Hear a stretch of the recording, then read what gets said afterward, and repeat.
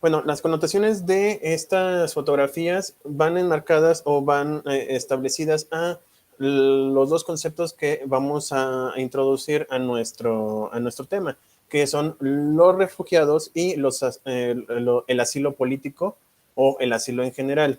Tiene ciertos matices, aunque generalmente lo utilizamos de manera indistinta. La verdad es que sí existen algún tipo de cambio, bueno, de conceptos diferentes y son utilizados por cuestiones también diferentes.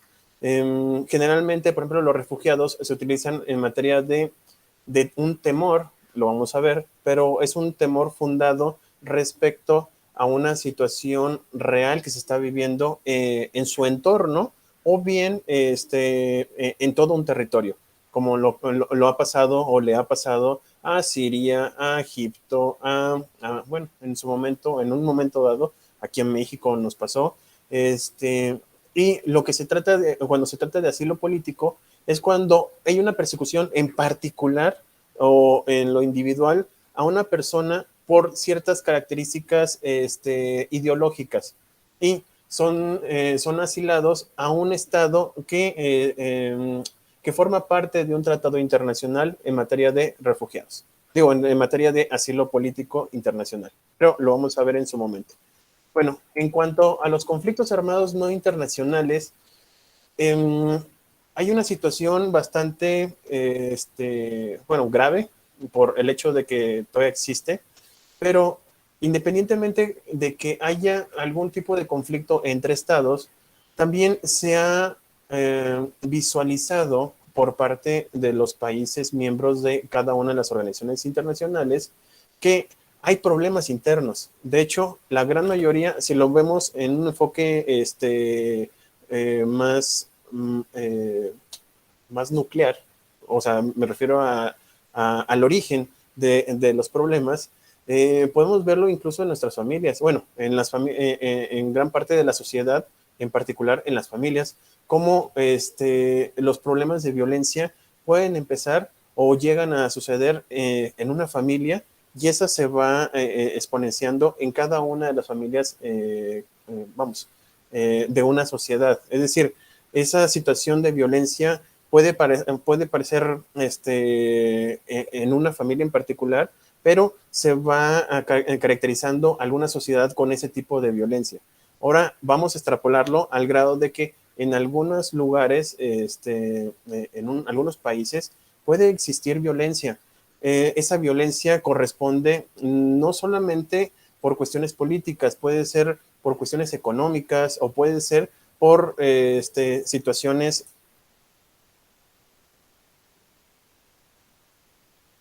Listo. Por situaciones que se van agravando en una sociedad. Y desgraciadamente este tipo de situaciones implican algún tipo de conflicto o una intervención o la necesidad de alguna intervención por parte de las organizaciones internacionales. Por ejemplo, en Siria, cuando empieza a haber ataques internos o en este momento cuando existen esa situación de que hay una especie de revolución en ese estado, pues empieza a haber este, eh, personas armadas en donde están en contra de ¿cómo se llama? El gobierno. Y el gobierno trata de someterlas. En esa situación, pues hay daños colaterales y los daños colaterales se ven reflejados en la propia población, la población civil. Entonces, si nos tapáramos los ojos y no quisiéramos ver esta situación, pues va a llegar un momento en donde va bueno, se va a acrecentar o se va a ampliar. Y eso es la preocupación por parte de las organizaciones internacionales de que no se expanda. Y por ello también se aplica lo que es la ayuda o el derecho humanitario en conflictos armados no internacionales. Es decir, si bien es cierto, no existe una crisis entre dos estados, sí existe una crisis interna que posteriormente se va a agravar y sobre todo, si el principio de todos los tratados y convenios internacionales es la mutua cooperación, pues llega un momento en donde un Estado le puede decir al otro, oye, ¿sabes qué? Te estás equivocando. Tu forma de política, tu forma de gobernar no es la apropiada. Ve lo que está pasando con tu sociedad. Eso es lo que hacen algunos estados.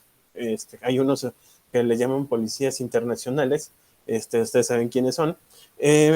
Pero a grandes rasgos esa es la situación. Es decir, eh, tratan de prevenir esta violencia interna de cada uno de los estados y sobre todo que haya una especie de armonía o un desarrollo. Nosotros como México, bueno, en algunos países como México, estamos en aptitud de ser de le llamamos de primer mundo. Seguimos en un desarrollo que no hemos completado o no hemos concluido ese ciclo.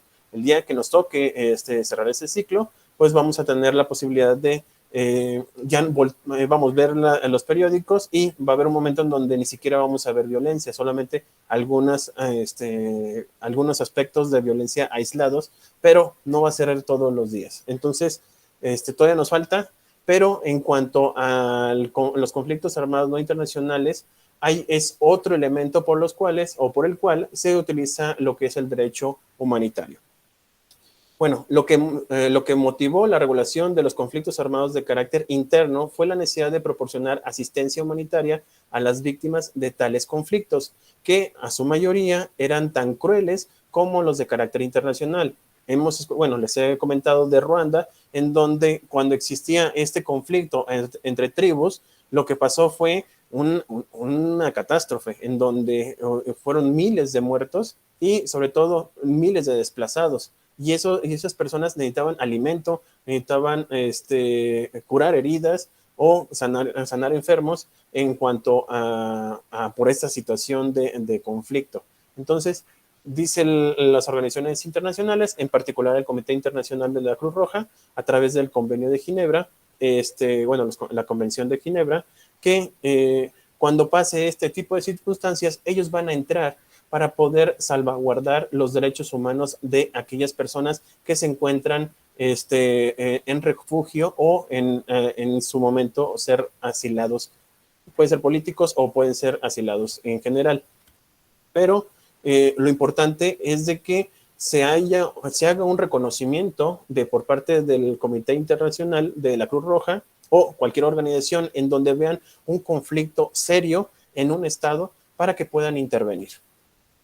Es como, híjole, bueno, también lo pongo como de forma analógica, un tanto burda, pero es cuando en una familia hay una persona que se está destruyendo emocionalmente y los de alrededor están tratando o van a tratar de intervenir para apoyarlo en cualquier circunstancia.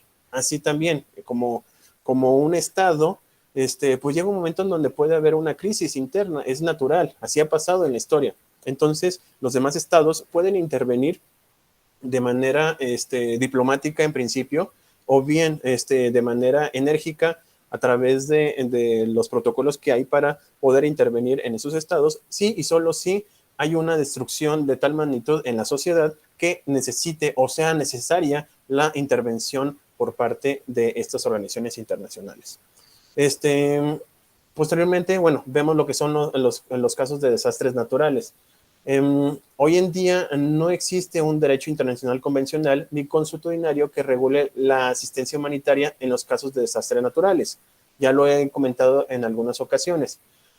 Pero se van a sujetar a regulaciones de carácter administrativo internas. Es decir, si por alguna razón algún estado quiere apoyar, por ejemplo, lo que pasó el día de hoy, bueno, la madrugada y el día de hoy en el terremoto que hubo en Alaska y actualmente lo que pasó en Perú. Toma protesta el nuevo presidente y luego tiene su primer desastre natural a través de un sismo de 6.6. No estuvo tan grave, pero no sé qué tan conflictivo pudo haber sido en ese terreno. Imaginemos que hubiera habido alguna catástrofe de tal magnitud que hubiera habido algún heridos o hubiera habido alguna falla de comunicación. En estos casos, pues no hay un protocolo por parte de los estados.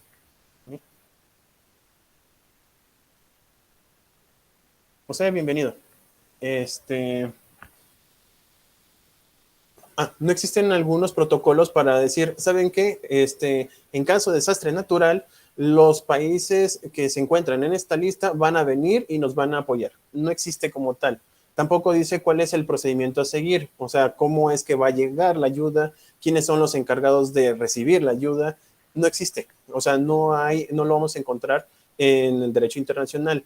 Convencionalmente, lo que pasa es que cada uno de los estados que quiera apoyar a este estado que se encuentra en catástrofe, supongamos Perú, ahorita que tenemos ese ejemplo, supongamos que estuviera en un desastre y llegara y necesitara algún tipo de ayuda. México podría, de mutuo propio, lograr realizar esta asistencia humanitaria. Es decir, pero tiene que primero anunciar, es decir, ¿saben qué? México va a apoyar a este estado o a este país por lo que le sucedió sobre la catástrofe natural.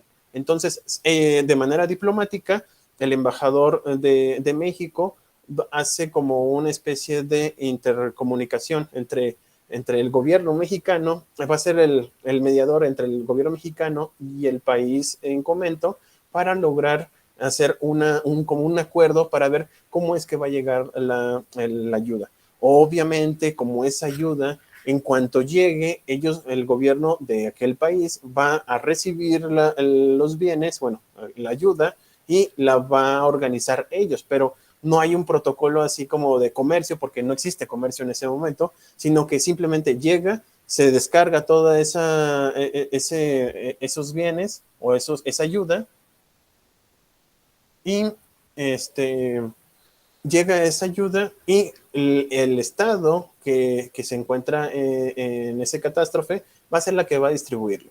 O en ocasiones no está tan bien organizado o ese desastre es de tal magnitud que aquellos estados que se encuentran o que quieren ser solidarios ante ese desastre, lo que van a hacer es, ellos mismos van a organizar. Ellos llegan, hacen la distribución, ven que no pueden, si la otra autoridad se ve rebasada, ellos van a apoyar en la distribución.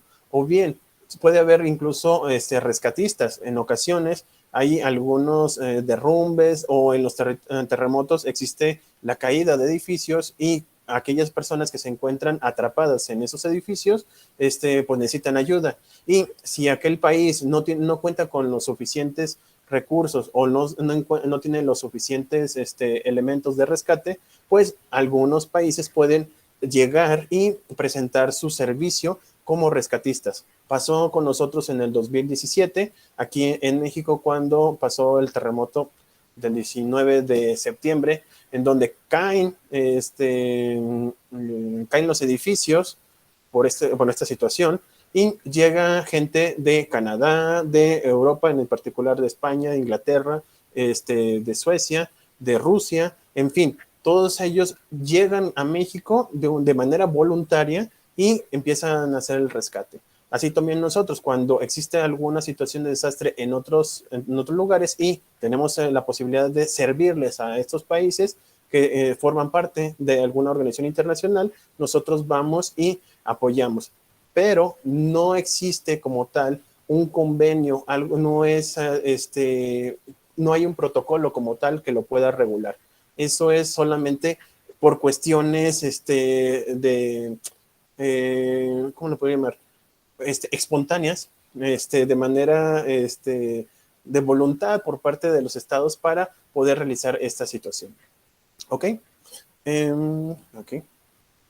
Las disposiciones empleadas para el Comité Internacional de la Cruz Roja está en la labor, bueno, de esta labor son el manual de socorro, es lo único que tenemos así como a grandes rasgos de lo que corresponde a normativa internacional para este tipo de situaciones.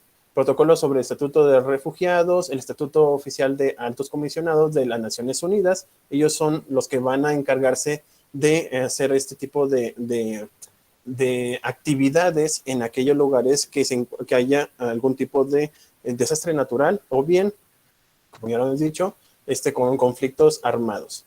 Está también en lo concerniente a los desastres como heridos, náufragos, enfermos, refugiados, etcétera.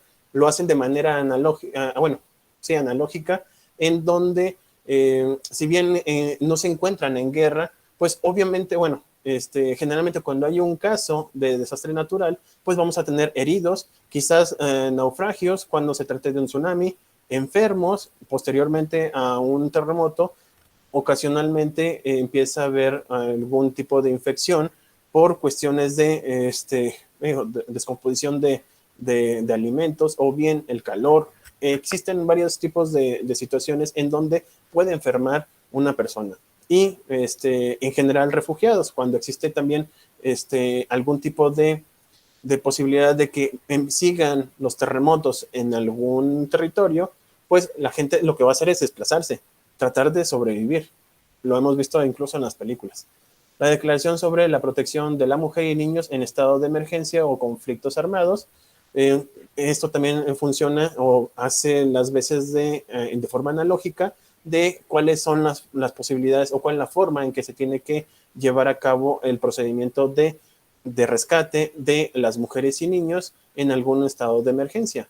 Y obviamente la Declaración Universal sobre la Erradicación del Hambre y la Malnutrición.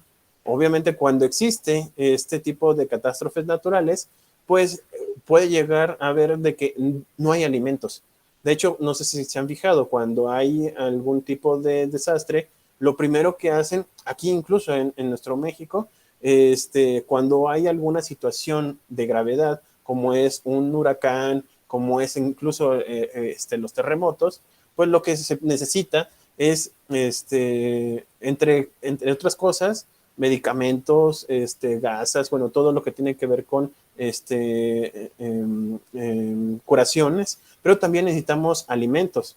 O sea, cuando hay algunas zonas que son tan difíciles de llegar que derivado de esta situación, pues no hay un procedimiento, vamos, ahí ya no podemos hablar de compra y venta de recursos. Ahí lo que se necesita es subsistencia y para eso está dentro de lo que cabe la Declaración Universal de Erradicación del Hambre, es cuáles son las funciones que tienen que tener los estados, tanto el que tiene el desastre como los que quieren apoyar, cómo es que van a realizar sus actividades respecto a este desastre. Muy bien, ahora vamos a ver lo que es la Comisión Internacional de la Cruz Roja. Ya lo he señalado en algunas otras diapositivas, pero se me hace muy importante darle ya una definición y un reconocimiento a través de estas diapositivas de esta organización. No soy tan adepto, la verdad es que no tengo mucho conocimiento de todo lo que hace, pero sí sé qué hace y creo que ustedes también lo saben. La Cruz Roja a través de todas sus instituciones, colores y como ya les había comentado, de todos tipos de banderas, eh, son una organización, primero que fue creada por Henry Dunant, que es el que se encuentra a su mano derecha. De hecho, ahí se ve muy, ya muy, pues un poquito más viejito, pero cuando estaba un poco más joven tenía una barba incluso partida, se veía muy robusto. Ahí se ve como que muy de Santa Claus, la verdad, en donde se ve muy simpático. Pero esta persona fue uno de los principales promotores de la codificación de derecho internacional humanitario. Él es el que estuvo peleando porque existiera, dado que él vivió muchas situaciones de carácter bélica y a partir de esa situación, él logró comprender de que se necesitaba que hubiera cierto tipo de reglas y que se cumplieran esas reglas, porque ya les he comentado, puede haber muchas reglas en materia de guerra, en materia de derechos humanos, pero, bueno, o humanitarios, pero al momento de tratar de aplicarlos, muchos de los estados no lo cumplen. O bien hay situaciones en donde nunca lo van a cumplir porque no quieren hacerlo los estados. Gracias a este señor, por lo menos se pudo consolidar algo tan importante como la Cruz Roja, que es una institución que va a velar por los derechos humanos independientemente de qué bando sea y sobre todo el objetivo no es no agarrar ningún bando, sino la supervivencia del ser humano, que eso es lo que se trata o es el objetivo, la visión de este comité. Bueno, El Comité Internacional de la Cruz Roja es una organización internacional de índole humanitaria, como bien les comenté, que actúa de manera neutral, imparcial, independiente y se encarga de velar porque los estados signatarios apliquen los convenios de Ginebra. Todos aquellos países que firmamos y ratificamos los convenios de Ginebra, estamos obligados a cumplirla y por lo tanto el órgano internacional ad hoc o el que va a revisar de que efectivamente lo estemos cumpliendo es el Comité Internacional de la Cruz Roja. Es la única institución humanitaria privada constituida conforme a las leyes de Suiza y goza de personalidad jurídica internacional. Por eso, bueno, para poderlo distinguir, lo que hicieron fue invertirle los colores. Por eso tenemos, si se fijan, está igualita a la bandera de Suiza, solamente invierten los colores de blanco el fondo y rojo la cruz. El comité, de conformidad con su mandato, asiste y protege a todas las víctimas de las violencias desatadas por el hombre, cualquiera, fíjense, es guerra, disturbios, tensiones, violencia. Nosotros aquí en México la reconocemos porque son los primeros en llegar, bueno, generalmente son los primeros en llegar, cuando tienen recursos, son los primeros en llegar, por ejemplo, en los accidentes. Técnicamente hablando, cuando se trata de violencia, se utiliza de manera amplia. Nosotros cuando utilizamos o vemos la Cruz Roja, aquí incluso en Aguascalientes, donde se encuentra, lo primero que va a hacer es buscar, llegar con esas personas, o cuando existe un accidente y se encuentran cerca, son los encargados de llegar y darlos la asistencia médica necesaria, bueno, la que le es posible, para poder salvaguardar la vida de la persona. El concepto, el objeto, la visión es la protección de derechos humanos. Por eso es tan amplio incluso sus actividades, tanto internacionales como nacionales, como la que conocemos actualmente o la que vemos en nuestra vida cotidiana.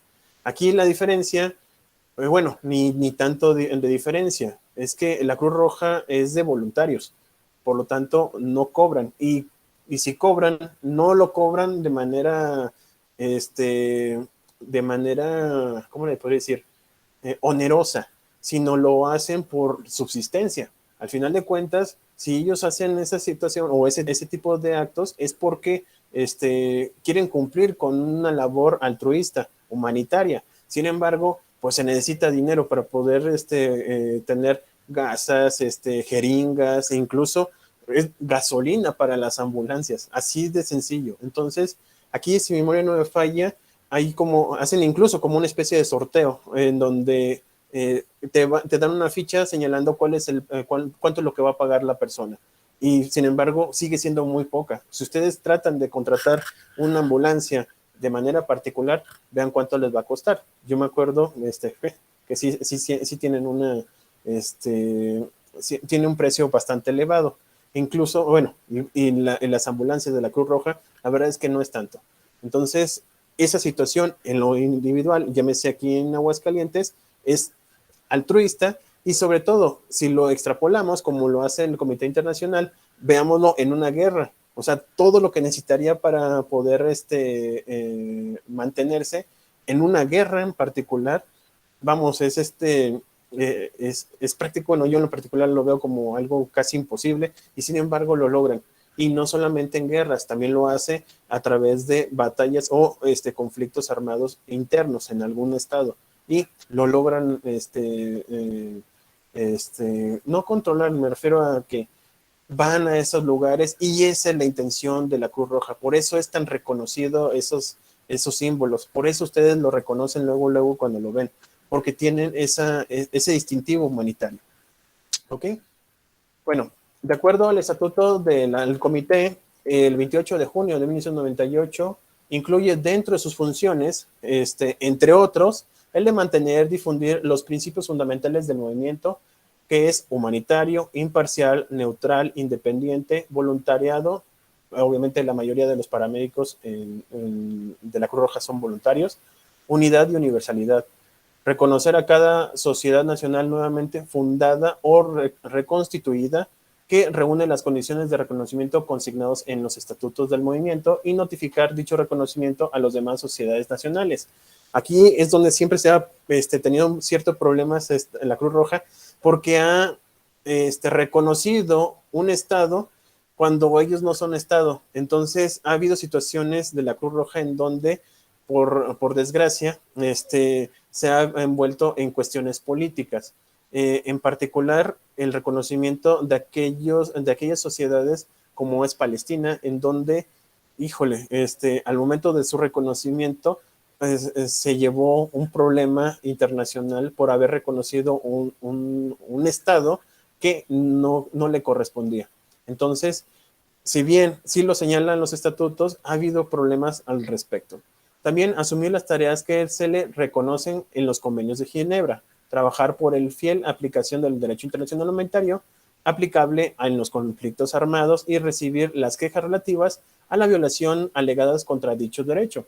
Si por alguna razón México tuviera algún conflicto interno, llámese algún tipo de guerrilla, bueno, una especie de revuelta, y recibiera información respecto a la autoridad sometiendo a aquellos rebeldes a algún tipo de tortura, algún tipo de juicios, de encarcelamiento sin previo juicio, la Cruz Roja tiene la posibilidad de dar el aviso a las organizaciones internacionales, llámese la ONU o a la Comisión de Seguridad, para ver cuál es la situación, por ejemplo, en México, es como el ejemplo que le estoy señalando, y determinar si lo que está haciendo es violatorio de derechos humanos. E incluso la Cruz Roja tendría la posibilidad de presentar una queja formal y de forma internacional en México si hubiera algún tipo de violación de derechos humanos y presentarlo a la Comisión de Seguridad de la ONU, en donde pudiese haber algún tipo de sanción en México. O sea, a ese grado de calidad reconocida por parte de todos los estados miembros de la ONU, puede incluso tener algún tipo de sanción a un estado sin que el Comité Internacional sea un alto, ¿cómo se llama? Una alta parte de ese tipo vamos, un miembro como país o como un estado. Hacer siempre lo posible como institución neutral cuya actividad humanitaria se despliegue especialmente en los casos de conflictos armados, internacionales o de otra índole, o de distribuir disturbios internos, por lograr la protección y la asistencia de víctimas militares y civiles en dichos acontecimientos y sus consecuencias directas.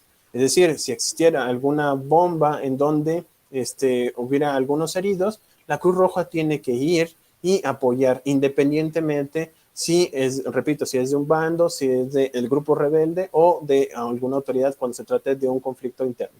O en una guerra entre estados, ellos tendrían la posibilidad de, de intervenir para salvaguardar la vida o, bueno, sí, en general la vida de las personas heridas.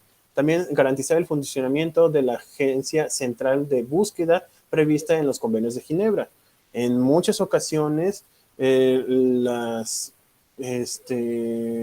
algunas guerras, pues lamentablemente hay muchos desaparecidos, en donde existe la posibilidad de hacer una búsqueda. Hay una agencia central de búsqueda en donde tiene ciertos protocolos para encontrar, ya sea cuando se trata de materia de guerra, o bien cuando se trata de crimen organizado, en donde, vamos, las actividades ilícitas que realizan es la de secuestro de menores o de algunas personas por cuestiones pues de interés de ese tipo de grupos organizados. También de contribuir en previsión de conflictos armados, en la formación del personal médico y en la preparación de materiales sanitario en colaboración de las sociedades nacionales, los servicios de sanidad militar y civil y otras autoridades competentes.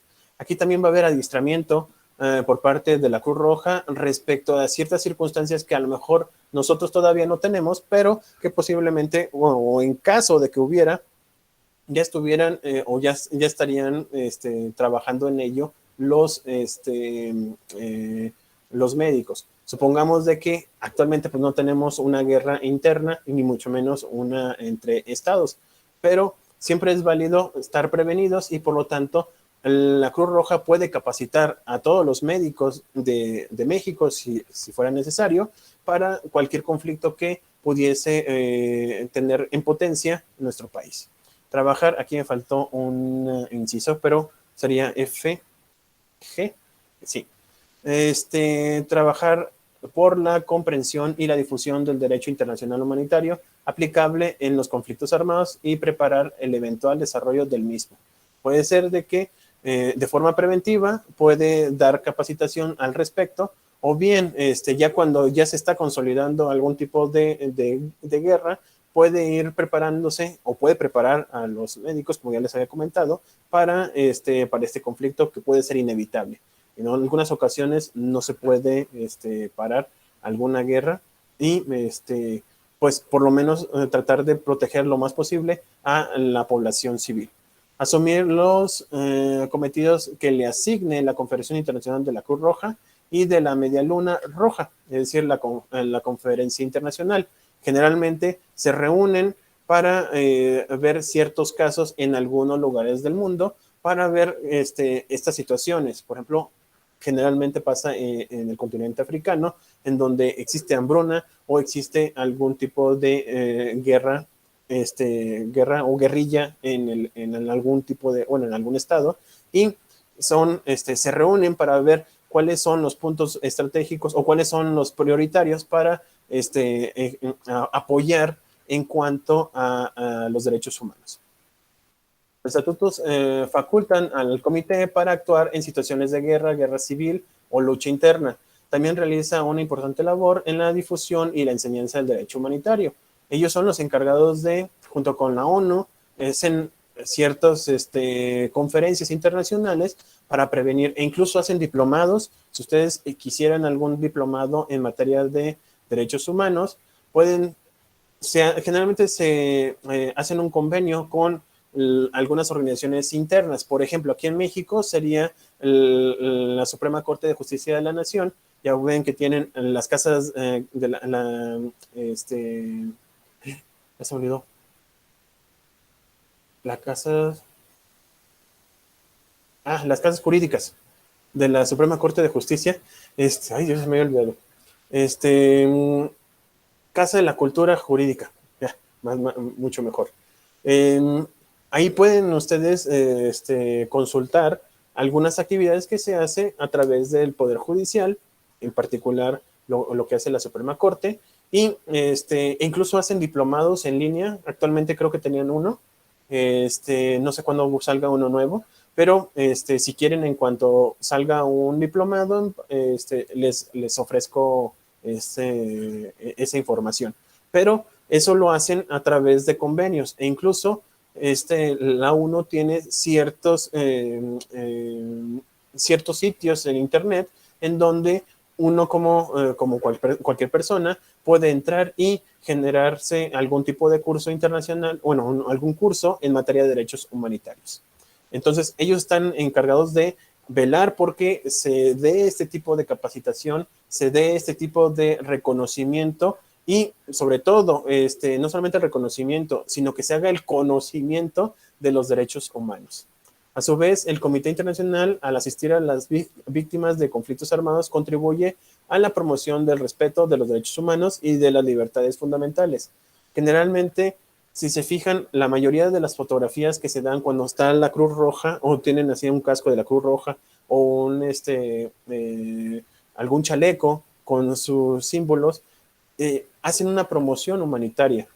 Per se, o sea, en sí mismo, el símbolo de la Cruz Roja implica un reconocimiento de derechos humanos.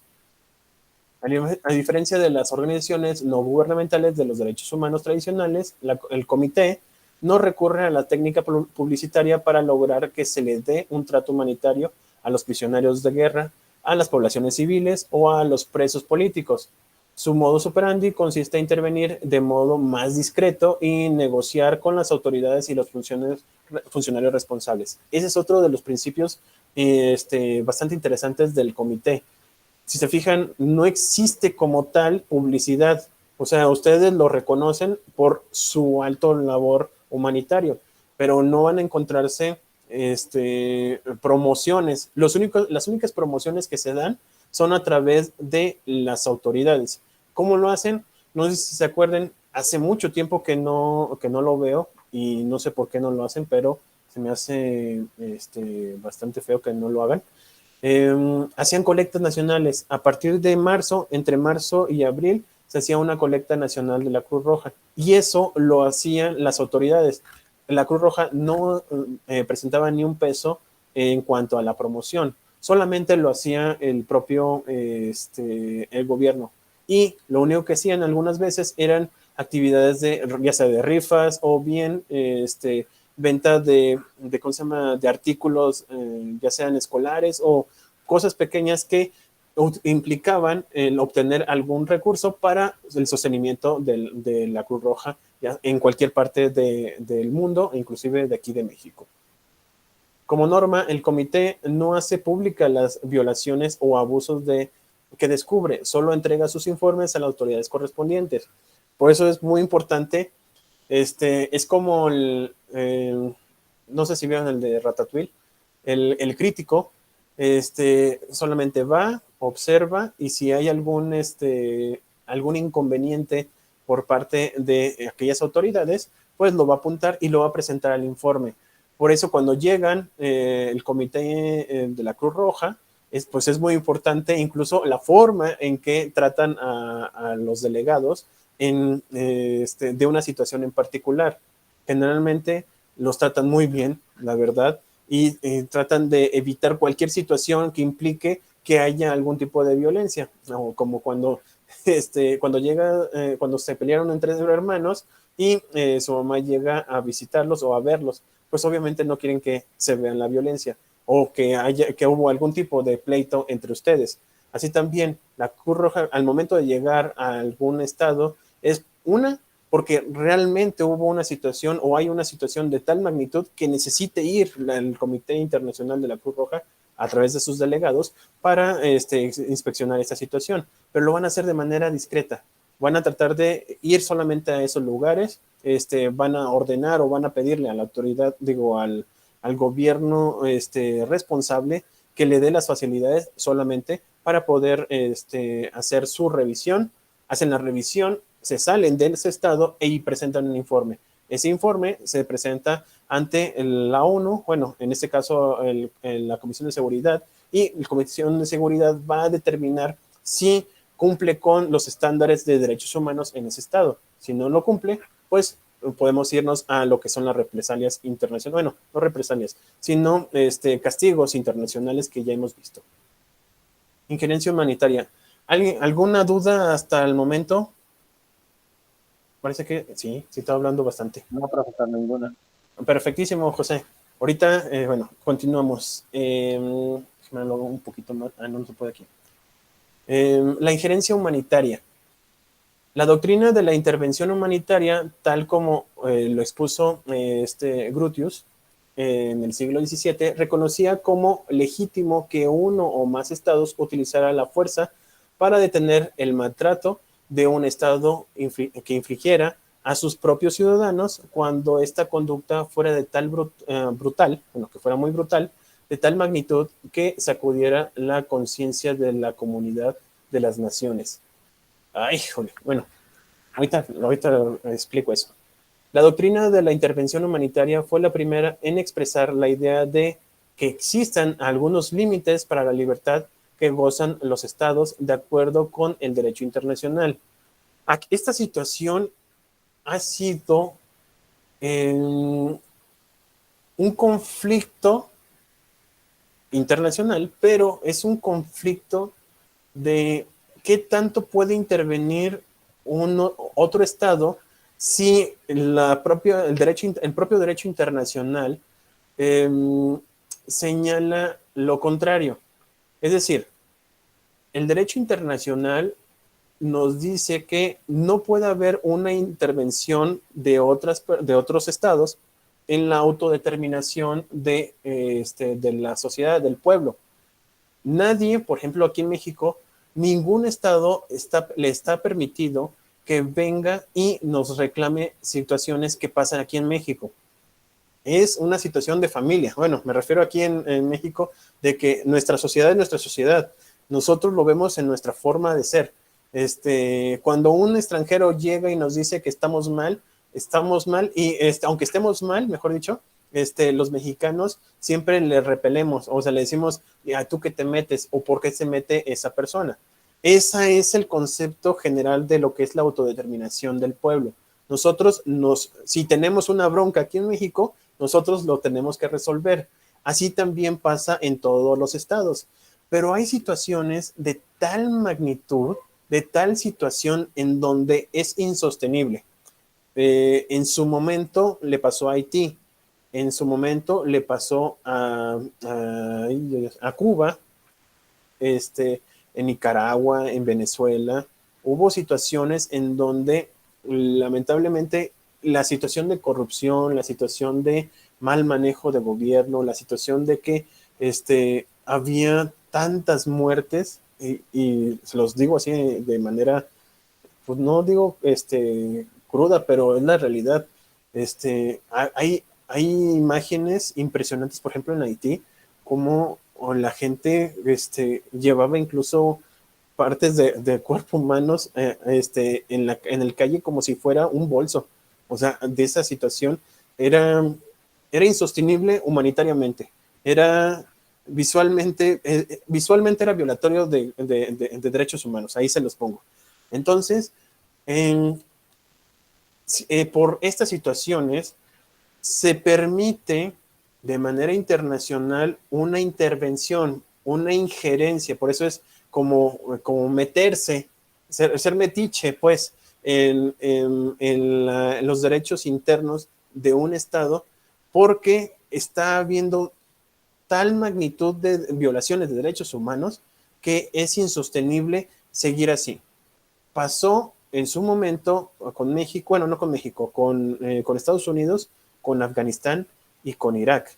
De hecho, ¿cómo se llama? El escudo de siempre de Estados Unidos respecto a meterse, imagínense, tienen sus militares en otro país que no les corresponde. Afganistán no es de Estados Unidos, no es territorio, vamos, no existe como tal una, vamos, no hay elementos para que estuviera interviniendo, o sea, vamos, no les deja su propio tipo de gobierno, es su propia sociedad, vamos, es distinta la sociedad, es distinto su política, es distinto incluso su religión, o la mayoría de los que se encuentran en ese territorio profesan otro tipo de religión, vamos, su situación es distinta, sin embargo, Estados Unidos intervino porque había una situación de violencia, decían ellos, y sobre todo la permanencia de esos ejércitos era de que existía tal violencia y violación de derechos humanos en ese territorio que se necesitaba la intervención de un Estado como un Estado de potencia como es Estados Unidos para poder llevar a cabo esa pacificación para después llevarlos a un tipo de gobierno más democrático, que ese es como que el punto de referencia o el caminito a seguir para que se justifique este tipo de injerencias. Vamos, ese es como el ejemplo y ese es el concepto de una injerencia humanitaria. No va a haber intervención, en principio de cuentas, de ningún Estado bajo ninguna circunstancia de alguna intervención directa en el ejercicio del poder que emana del pueblo, sí y solo sí existe una violación de derechos humanos de tal magnitud que necesita intervenir. Y para eso necesita haber un procedimiento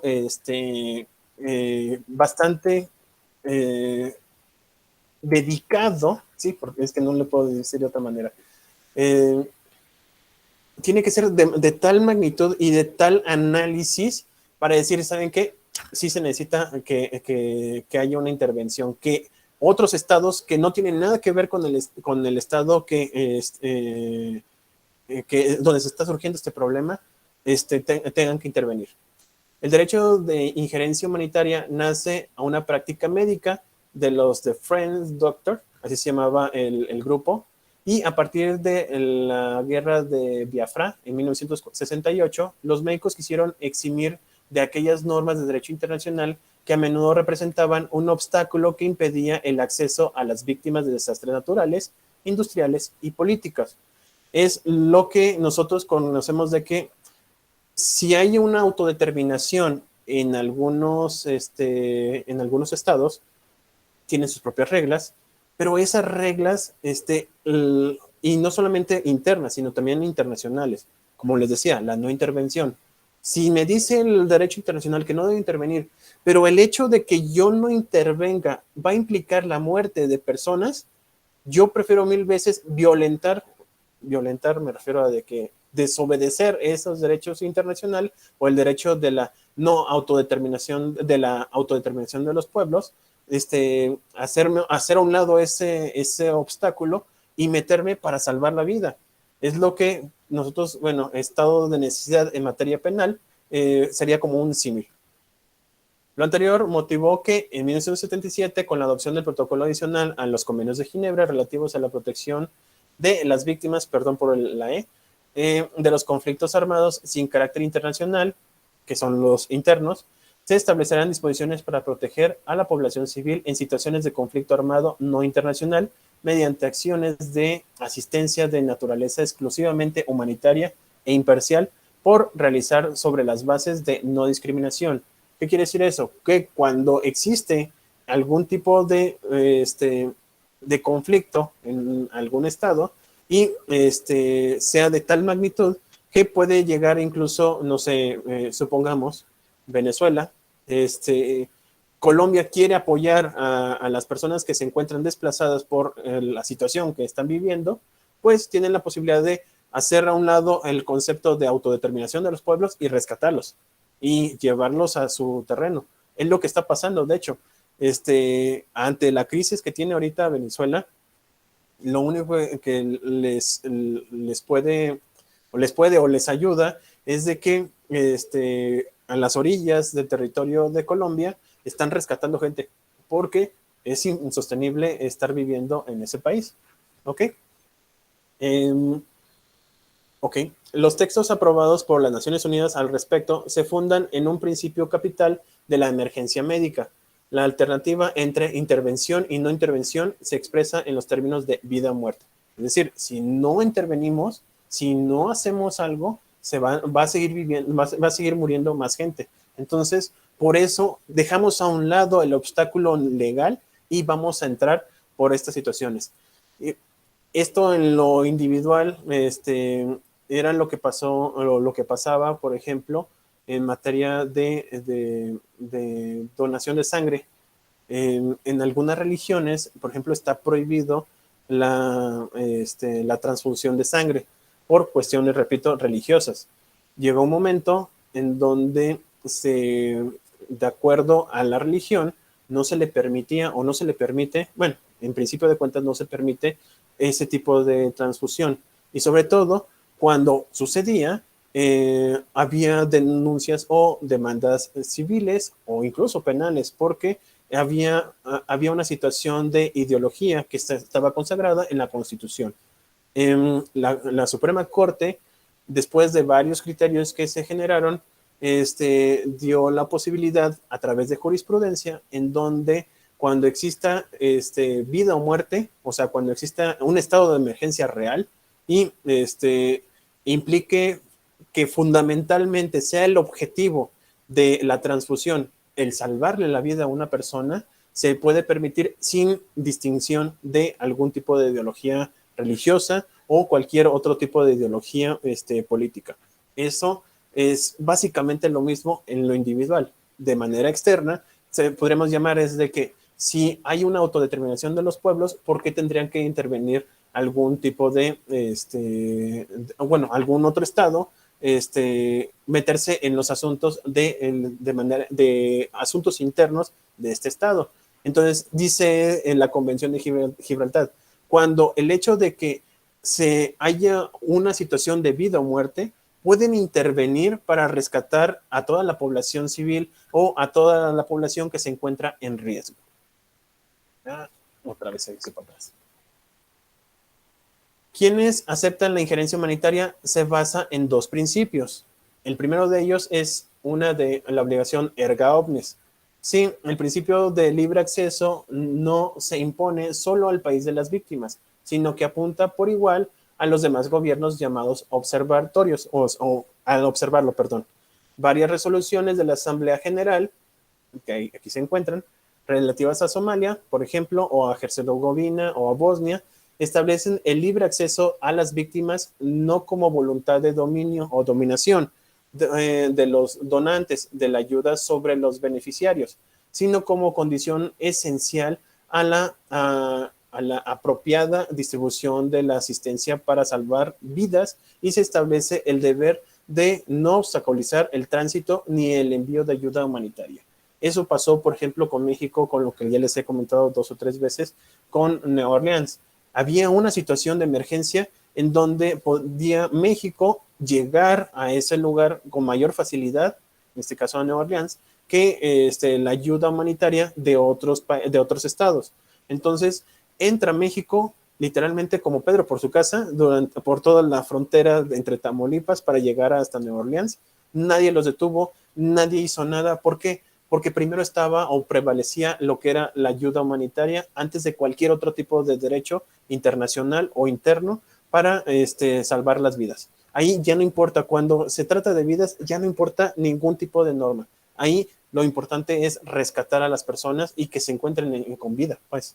La obligación pesa en los países en donde proceda la ayuda, pues se les limita la facultad de decretar sanciones económicas con el propósito de reducir o impedir la ayuda humanitaria a la aprobación civil que se trate.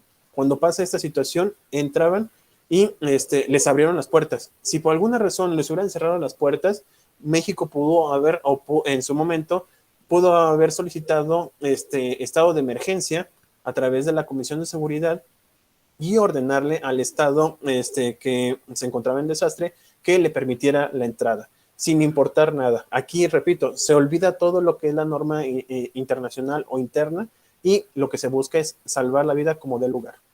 Ok, la canción.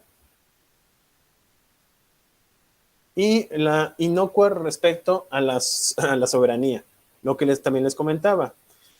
Aplica de forma subsidiaria, por medio del cual el papel protagonista en cuanto a la organización, iniciación y prestación de la asistencia humanitaria se reconoce de modo natural al Estado con competencia territorial. Solo cuando este último no está en medida de cumplir con dicha tarea, la comunidad internacional estará habilitada a intervenir en segundo término por medio de las Naciones Unidas, que es lo que les comentaba cuando hubo una intervención de Estados Unidos en Afganistán, y también creo que en Irak hizo lo mismo. Ha pasado en otros estados respecto a unos nuevos, por ejemplo, España en Marruecos, en donde hay una intervención porque existe una situación de tal magnitud que se ve en peligro. En este caso sería la soberanía del pueblo respecto a estas organizaciones terroristas, en donde lo más importante es proteger la vida de los originales del pueblo en donde se está suscitando este conflicto, y por eso interviene. Y ya no importa, repito, ya no importa el derecho internacional. Aquí lo que importa es que haya una supervivencia de esta población. Por eso Estados Unidos apoya este tipo de situaciones, y bueno, esa es la idea o la teoría, pero apoya por estas situaciones derivado a que es de vida o muerte.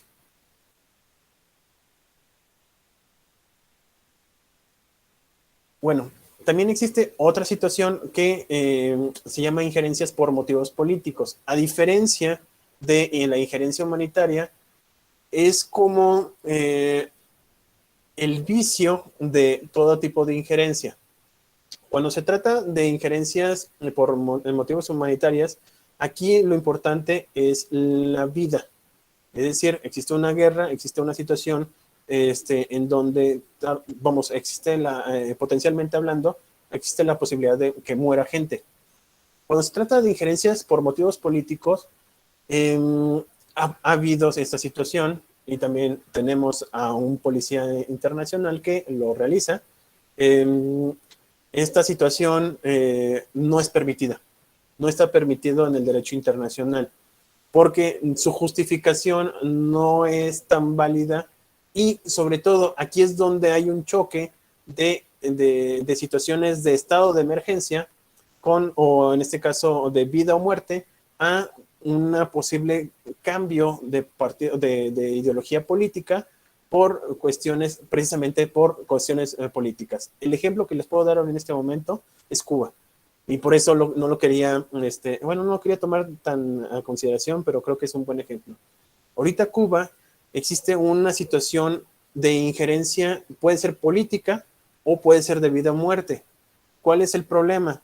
Que actualmente, bueno, pasó esta situación en donde hubo rebeliones, hubo manifestaciones, pero resulta de ser de que ya no hay internet en Cuba.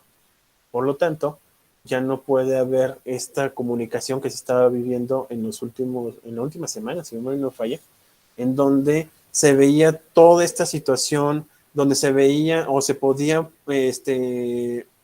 mandar imágenes en vivo o de manera inmediata de toda la situación que estaba pasando. Y aquí cuando se deja de visualizar estas situaciones, pues ya queda ambiguo el concepto de que si puede haber una intervención por cuestiones humanitarias o bien por motivos políticos. Cuando pasa esta situación es porque hay una rebeldía o hay una situación de rebeldía en ese estado. Y al momento de que hay una rebeldía en ese estado, pues hay un sometimiento por parte del gobierno. Digo, ahorita no hemos podido o no se ha podido visualizar la situación, qué tan grande está, pero yo creo que en un mes o en 2 meses va a regresar el internet, va a ver las redes sociales y va a parecer que todo está tranquilo, que no pasa nada y ya no va a poder haber alguna situación por parte de los demás estados para poder intervenir.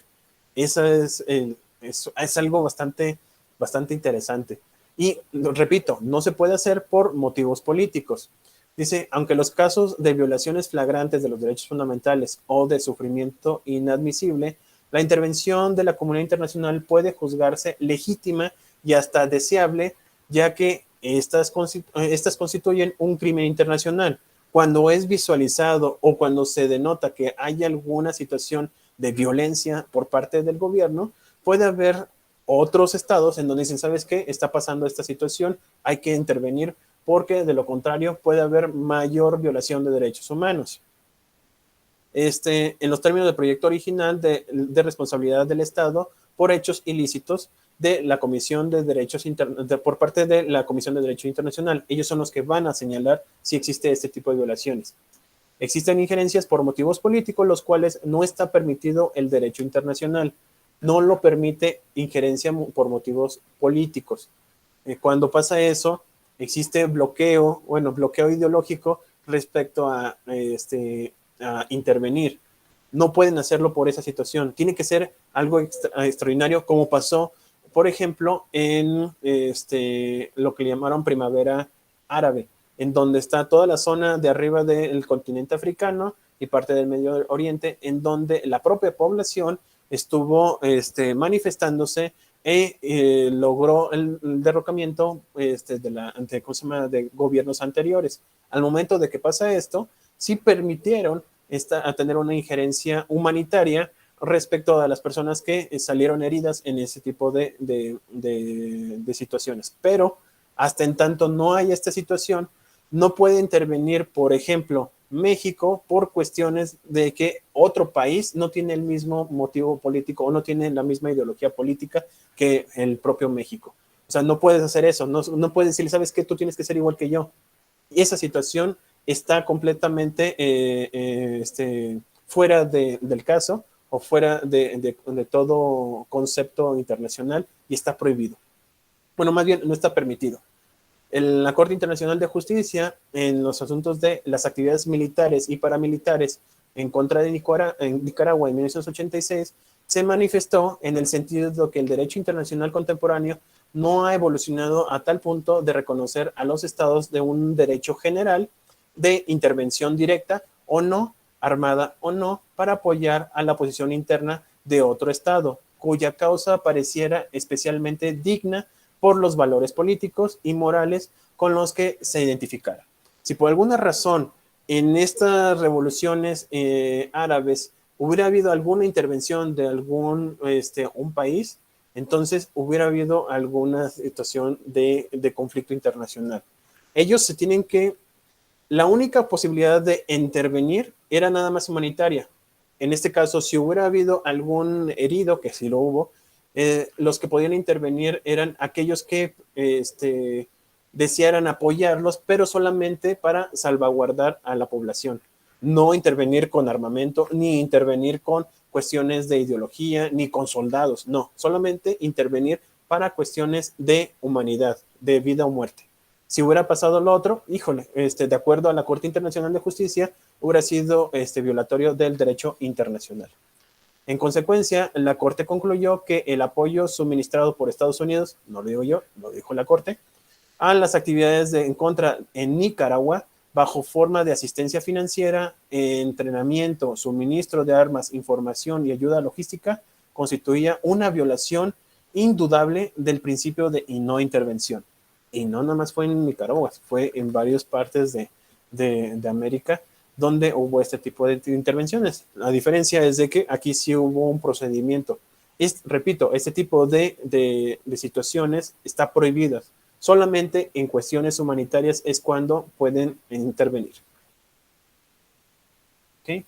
Asimismo, los estados que practican la injerencia humanitaria no solo la justifican, sino que de manera continua incurren en dos graves vicios. Cuando se trata de señalar, como pasa con Estados Unidos, en donde quieren justificar su intervención para poder salvaguardar la vida de ciertas personas o en una sociedad en particular, hacen como que, o ha habido como que una justificación superficial y pues logran su cometido. Repito, pasó en Irak. La decisión humanitaria sobre solicitantes de asilo e inmigrantes irregulares cuyos derechos fundamentales como personas son transgredidos en virtud de políticas migratorias restrictivas, como en el caso de los balseros haitianos detenidos en alta mar por guardacostas estadounidenses y devueltos a su país de origen. Aquí, si se fijan, pues está lo contrario. En lugar de apoyarlos por la situación que pasa en su país, pues los regresan. Y en ocasiones hay una situación, creo que se llama pies secos en Estados Unidos, que si por alguna razón algún cubano llegara a costas de Florida, sin haber sido intervenido o que no hubiera sido detenido previamente por migración, se entendería que ya tiene asilo político en ese estado. El problema es que incluso por la propia naturaleza de la ley es una decisión humanitaria, porque dice, a ver qué tan bueno eres como para llegar hasta aquí sin que mis expertos en migración te capten o bien te capturen antes de eso. Si eres lo suficientemente listo para llegar hasta aquí, te doy chance de llegar. Si se fijan, esta situación es pues si se fijan, no es tanto humanitaria, sino más bien es una disuasión, o sea, se distorsiona, ese es el concepto, se distorsiona el objetivo del derecho o el derecho humanitario. También la injerencia antihumanitaria, que con medidas tales como el embargo y el bloqueo de relaciones comerciales pretenden favorecer, mediante el hambre y las carencias sociales, la insurrección en países tildados de no democráticos. Por ejemplo, qué raro, el caso de Cuba contra la ley de Torricelli, o la Ley Solidario de la Libertad y de Democracia de Cuba, o la Ley Helms-Burton de 1996. Gracias a este de Helms-Burton, hubo unas situaciones bastante interesantes. El derecho de injerencia humanitaria, ay no, otra vez. Bueno, derecho internacional de los refugiados. Si quieren, nomás veo la definición y lo vemos en la siguiente clase. El asilo como tal está estrechamente vinculado con el establecimiento de las misiones diplomáticas permanentes. Los embajadores siempre fueron considerados como personas inviolables y lo siguen siendo, y gozan de ciertos privilegios e inmunidades. Cuando la misión diplomática adquirió el carácter de permanente, anteriormente no lo era, aquellas garantías se extendieron a la residencia del embajador, es decir, en la casa del embajador era inviolable. Es decir, todo lo que hubiera ahí, no es permitido la entrada, por ejemplo, del ejército, de los policías, de cualquier persona. E incluso si hubiera un ataque en contra de esta embajada, las autoridades internas de aquel estado tienen la obligación de defenderlos fuera de, o bien internamente pueden tener militares, como pasa aquí en México, con Estados Unidos, en donde se pueden proteger en contra de estas situaciones. Entonces, el asilo diplomático es el refugio de ciertos sujetos de derecho internacional pueden otorgar a individuos en el interior del territorio de un estado extranjero en el cual ellos son perseguidos o reclamados por motivos o delitos políticos. En este caso, se señala que son principalmente los estados los que los otorgan, pero también pueden ser concedidos por la Iglesia Católica en los nuncios o las enunciaturas y por la soberanía del Orden de Malta en sus embajadas. ¿Qué quiere decir todo esto? Y esto nace precisamente por la Iglesia Católica. Y esta es como una situación originaria del concepto del amparo. De hecho, eso pasó en España. Había un territorio en donde el alguacil en su casa no podía ser tocado. O bien en la Iglesia Católica, si alguien entraba y pedía este tipo de asilo, quedaba prohibido que cualquier orden o cualquier autoridad entrara a estos lugares. Digo, como dato curioso, ¿se acuerdan el jorobado de Notre Dame? Es lo que le pasa a Esmeralda. Digo, tenerlo como un concepto. Si se fijan, entra y ya está protegida por la iglesia. Así pasa en el transcurso de la historia en cuanto a las embajadas. Si se establecía que el embajador representaba a un estado y el estado era inviolable, pues entonces también la residencia en donde se encontraba el embajador también era inviolable. Si por alguna razón había una persona que solicitaba refugio, bueno, en este caso asilo, a esa embajada, podía entrar. Otro ejemplo es el de Assange de Wikileaks, en donde por mucho tiempo, muchísimo tiempo, estuvo en la embajada, si no me equivoco, de Bolivia, allá en Inglaterra, bueno, en Reino Unido, no vino Martín, creo. Entonces, bueno, el ejemplo de Inglaterra en particular, en donde se encuentra la embajada de Bolivia, ahí el Assange, entra a la embajada de Bolivia y durante más de 3 años estuvo como asilado político. Ya después, hubo alguna ruptura diplomática entre esta persona y Bolivia y es sacada de ese lugar. Pero en principio durante 3 años estuvo viviendo ahí y estaba prohibido la entrada de cualquier autoridad que no fuera la de Bolivia. Bueno, hasta aquí el día de hoy. ¿Alguien tiene alguna duda, algún comentario al respecto?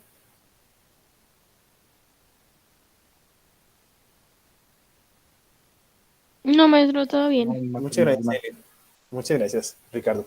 Bueno, si no tienen alguna duda, les informo que la próxima semana, el lunes en particular, vamos a tener les había comentado una plática con unas compañeras del trabajo. Las personas que asistan o que vayan a asistir a la siguiente clase, aparte de ustedes, bueno, ya los tengo en la lista, voy a tener les voy a dar un incentivo más porque no corresponde obviamente a nuestra materia. Y el hecho de que vengan y que atiendan a esta petición de mi parte, implica obviamente una recompensa académica, ¿ok? Entonces, la próxima semana, el lunes, va a ser de una hora este curso, esta plática que me van a dar las compañeras, y terminado a las 4 de la tarde, se van a poder retirar, ¿sale? Y yo creo que en esta semana no va a haber actividad. Por favor, quienes no han concluido sus actividades anteriores, háganlo. Le repito, soy muy meticuloso en cuanto a la forma en calificar, y si bien, aunque tengan unos excelentes exámenes que lo han sido, uno de los criterios de calificar pues son también tanto la asistencia como la participación, y la participación en este caso la voy a estar aplicando a través de las actividades. Quienes les falten actividades, por favor, háganlas. Se los digo a ustedes ahorita en este momento, y si se lo pueden decir a sus compañeros para que se haga la réplica, se los agradecería muchísimo, ¿sale? Entonces, si no hay otro comentario, les agradezco muchísimo y espero que tengan un excelente fin de semana. Gracias, profe. Muchas gracias. ¿Las pláticas también van a ser por mí? Sí, van a ser aquí. Igual, va a ser aquí por Meet. Ah, ok. Sale, profe.